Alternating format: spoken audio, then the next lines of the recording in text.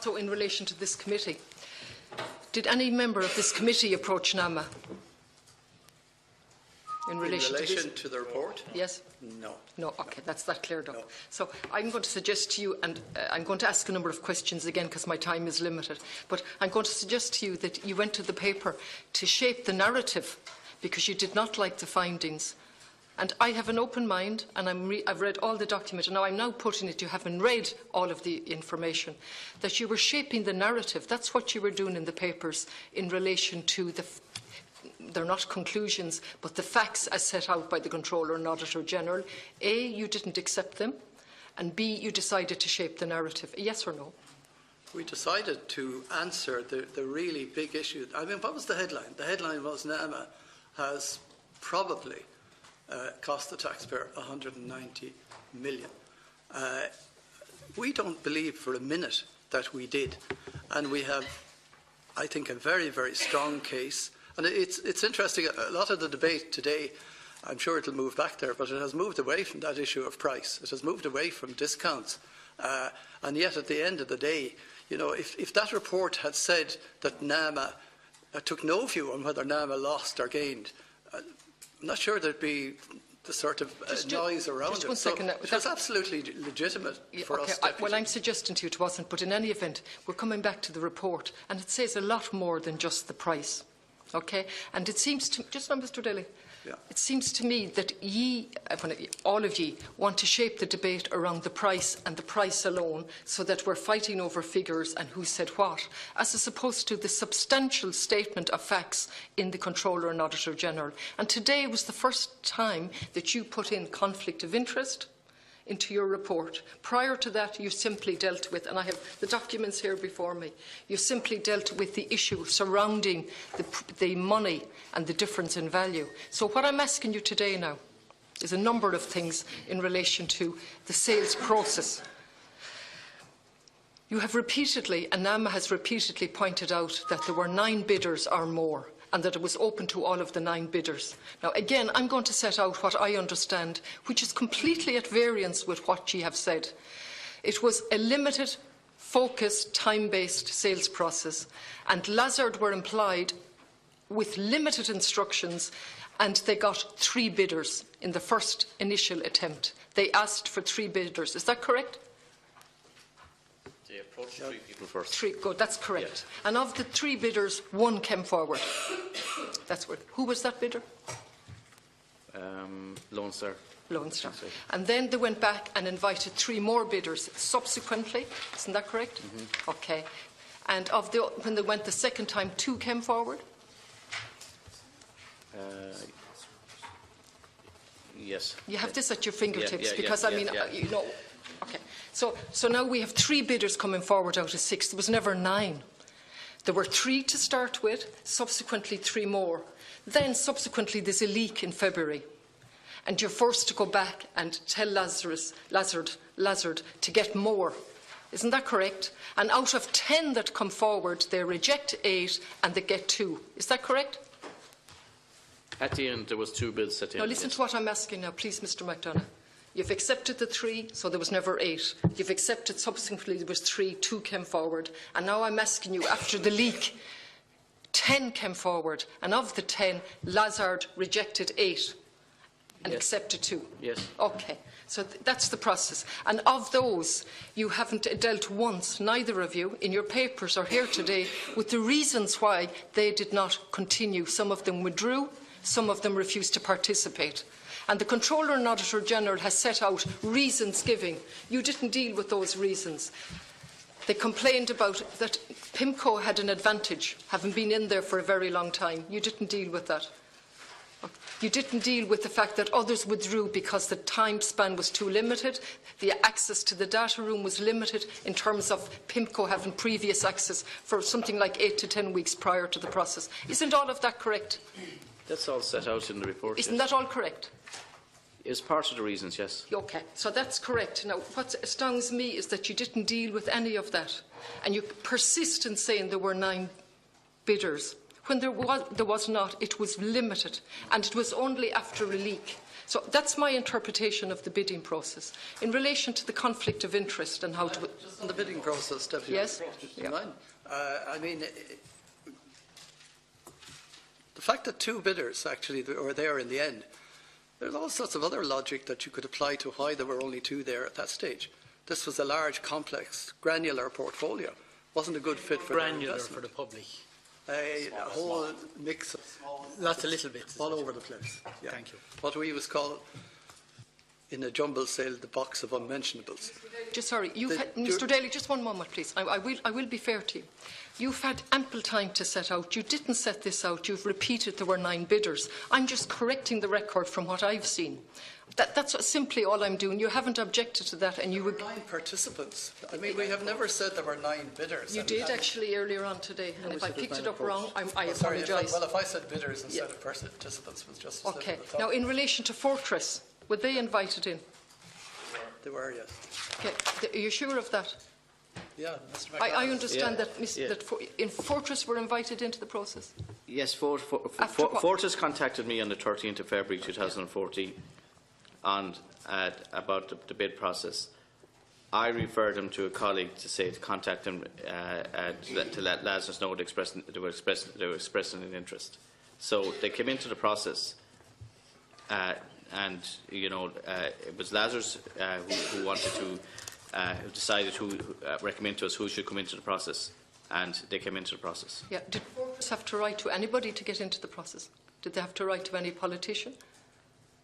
Well, I mean, it's in the public domain. No, my question is, did they have to write to anybody to seek entrance to the project? No. The guy in Fortis, the senior managing director, is a guy I met in 2009. Yes. He had my email address, he had my telephone number. He emailed me on the 13th of February 2014 because he had my contact details directly. And he inquired about the process, and I referred him on to Lazarus to contact him about the process, and he came into the process. And that was the way he got into yes. Fortis. I think there was a suggestion, if I'm right, Deputy, made in the media that Fortress had to contact the Taoiseach's office to get in.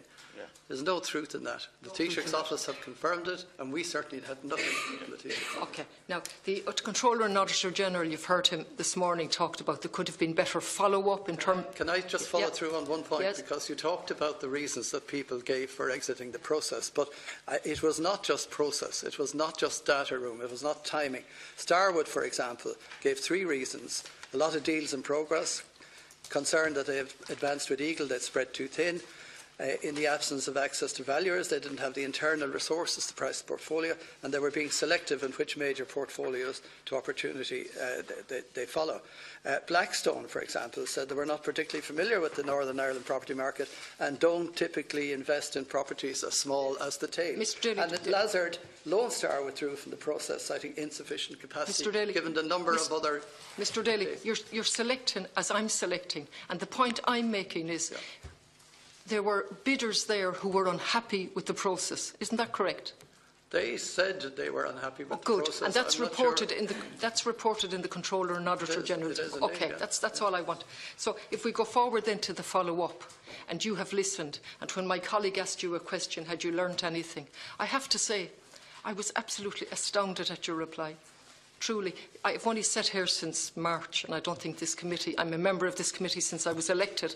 I don't know anybody that's come in here who said they had nothing to learn. Or I had something to learn. What was that? Tweaking, I think. That I had something to learn, and we would have something to learn about the process, and in particular the documentation and the record keeping. What I said was in relation to whether we would have got a better outcome from this if we had done it otherwise. I said, no, I did not believe we had. If I appear to be going fast, it's simply because I'm time focused. I would much prefer if I had another hour to go slowly through it. You said that you would have tweaked different things. You said maybe the records. I don't see that written anywhere in anything you've said publicly or here today, that you've acknowledged that the Controller in General's concerns in relation to record keeping was a legitimate concern, and that you've learned and you're going to change. That's what I would have expected. I've said it to you now, and I've said it earlier to Mr. Daly, sorry, now, Chair, if I could, because I was interrupted at the beginning when you started, so my whole train of thought went, in fairness. In relation to the follow-up, the Controller and Auditor General has said you should have written to Mr. Cushnahan. You knew him personally. You sat on a charity board with him. Isn't that correct? Yes, but I had no contact with Mr. Cushnan since the day he left NAMA in November. Just listen to me. 13th. Just listen to my question. You knew him personally. I did. Good. And did it come as a shock to you when Sorry, I knew him actually professionally as a member of the board of the charity and as a member of the Northern Ireland Committee. I wouldn't say I knew him Why personally. didn't you write a letter to him when the shocking news came out that he was going to benefit and he had sat on the Northern Ireland Advisory Committee? Why didn't you follow up with a letter at the very least to him? Because we considered as to whether there would be anything to be achieved by that and whether there was any obligation on us to actually do it. We took a legal view on that, and subsequently we contacted the head of NTMA compliance, who told us we were right in the approach we took and there was nothing more that they would have advised us to do. Looking back, even now, Mr. Daly, knowing what we know now, and I know I'm asking with hindsight, asking with the benefit of the Spotlight programme, do you think you should have done something differently? In relation to writing to Mr. Cushnan? In relation to any action that you saw fit as the chairperson of NAMA in relation to Mr. Cushnan, when you discovered about the success? Would I write to him, knowing what we know now, certainly, and we did write to him afterwards, remember, when we got other information in relation to his activities, knowing what we knew in March 2014, which was nothing other than PIMCO's statement that he was to participate in a success fee, and knowing he was gone from the committee for several months at that stage, we took the view, and you have your view, I have mine, and that's quite legitimate. I understand all that, and you've confirmed that. I'm asking you now, in hindsight, is my question to you. Even now, knowing what you know now, have you learned maybe you should have done more? Knowing what I know now. Yes. But that is total hindsight. If Absolutely. I knew now, Absolutely. if I but knew still then what I knew about Mr. Cushnan now, right. or Okay, allegedly. Okay, Mr. Daly, you're consistently. That's totally hypothetical. Okay, you're sticking to it. Let me ask about the political background to this. I'm going to finish on the political background, Chair. Sorry, now it is important, and I've waited. You said political considerations today. When you gave evidence to the PAC on another occasion, that political considerations. There was no pressure from any source. This was on the 9th of July. There was no pressure from any source, political or otherwise, that influenced NAMA in regard to the decision to sell the loans. That was okay. Today you say the sales process adopted in the case of Project Eagle was initially influenced by the stated preference of both governments, which is on the public record, that the sale be conducted in a discreet and confidential manner. In your letter to the Department of Finance, that you've sent complaining about the Controller and Auditor General's report. Do you remember that letter? To the Minister? Yes, and yes, the Minister. And you point out to the Minister that the sale of Project Eagle was in accordance with the policy of accelerated deleveraging. Isn't that correct? Yes. Yeah. Was that political? No, that was a general policy that NAMA, at a strategy day back in, I can't remember the actual date, but it was after the Section 227 report by the C&AG, reviewing NAMA after 3 years. We had a day-long session where we took the view, given what was happening in the markets, in different sectoral areas, different geographies, that we should accelerate as a general policy where we could, and pay off our debts earlier, pay off the bonds earlier. In regard, you quoted me from the July 2015, the PSC, where I said, can you read it again? There was no pressure from any source, political or otherwise, to sell. Yeah. You're standing by that. And what I said today is there was. We took account of sensitivities in relation to the process, not the decision to sell. I understand that. I do understand the distinction you're making. However, way back on the 14th of June 2013, in a record of minutes, just a short note on the meeting yesterday afternoon between Sammy Wilson, Minister for Finance of Northern Ireland, and Minister Noonan. And there was a meeting. And down at point 2, Mr Wilson raised concerns about NAMA's operations in the north and its commitment to retaining the staff there. He also queried if NAMA, this is back now in June 2013, if NAMA would consider full divestment of its Northern Ireland portfolio, as this was something that they had been approached about, presumably Minister Wilson. Minister Noonan stated that this was a matter for NAMA, quite rightly, but that they have shown to be very committed to being open as possible in their operations in the north. And I just skip. In relation to specific proposals for Northern Ireland assets, this was a matter for NAMA. Okay? However, Mr Noonan goes on to say that he was committed to raising the matter with the NAMA Advisory Committee later that evening.